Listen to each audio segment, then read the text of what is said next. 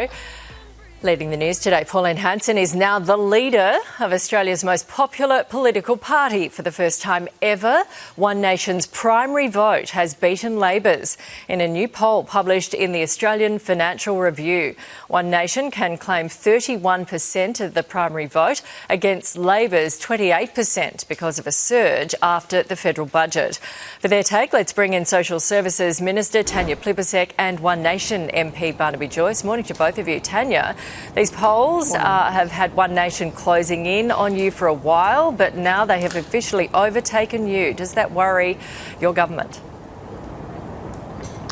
Oh, of course, we're interested in polls, but they don't drive us. What we're concerned to do is understand that people are feeling the pressure, and we are all about reducing that pressure. We're about higher wages, lower taxes, a way better health system, investment in education. And we know that people have been feeling the pressure. That's why we've got about $2,800 of tax cuts coming. It's why we support higher wages. I think if Pauline Hanson wants to be Prime Minister, as she said in that interview yesterday, it's time for One Nation to start talking about how they would deliver some of these things. Because every opportunity they've had, they've actually voted against things that would make it easier, make life easier for Australians. And just yesterday, in the same interview where she was saying she wants to be Prime Minister, Pauline Hanson was saying that Australians are paid too much and they should be easier to sack.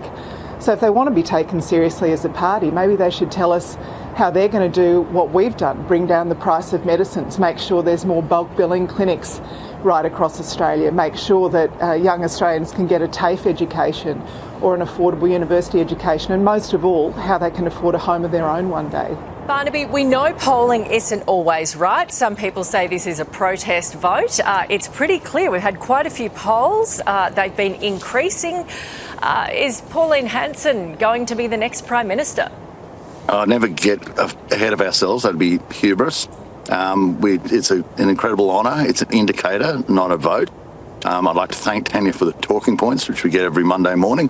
But the issue is that people are suffering from the cost of living because of the insane desire to change the weather via climate policy, the further socialisation of our land by incremental environmental laws, the fact that people can't afford a house, and making it even more difficult. And we'll see that shake out as it goes along. This policy is ridiculous. We haven't really done any major infrastructure the nation can be proud of. No dams, no freight rail. We just get a litany of basically talking points, and then the continual sort of left-wing socialisation of both our economics and our property. And at the same time, the debt, to be quite frank, under both governments, keeps going through the roof. In a time we should be becoming as strong as possible, as quickly as possible, with the sort of fractious nation of politics in Southeast Asia where we live, we don't get a sense that either government is ready and prepared to protect us. And the list can go on. Changing the social structure, the sort of naive belief you bring in people, hell, west and crooked, and they all will get along swimmingly in Australia, and everything will be fine. People are over that. Almost the embarrassment of the sort of Judeo-Christian basis of Australia. People are sick of that. I know these things because when you give the speeches, it's where people cheer. It's where the public is. And it's not One Nation that's changed, it's the Australian public that's changed. And they've changed in waves. It's not an aberration, it's real. And politics has changed in Australia.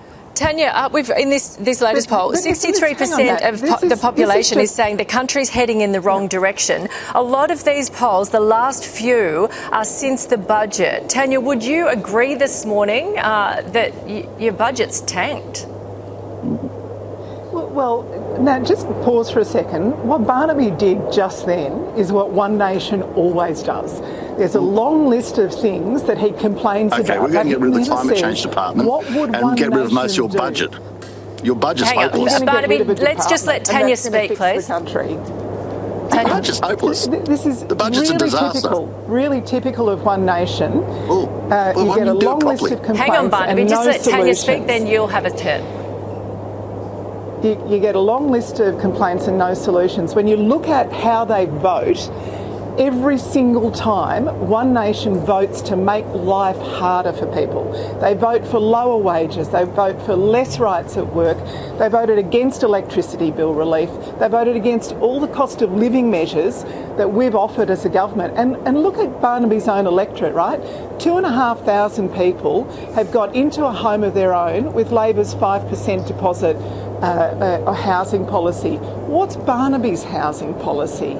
Look at Barnaby's health services. He's got a Medicare urgent care clinic, more than 30,000 people seen there, and clinics that fully bulk bill have gone from 22 to 33 in his own electorate, fully bulk bill clinics because of our policies. What has he done to assist that? What would he do to make Medicare stronger? We've made medicines cheaper in his electorate. Yeah, well, this is going to be a very long interview if you want me to give it. 2 new leukemia medicines, new leukemia medicines listed today, absolutely life-saving. What would Barnaby do? Well, Barnaby, you keep saying that. Just email us the talking points. From you about email the talking what points. you would do to make the country better. I'm trying to tell you, but I don't get much of a chance.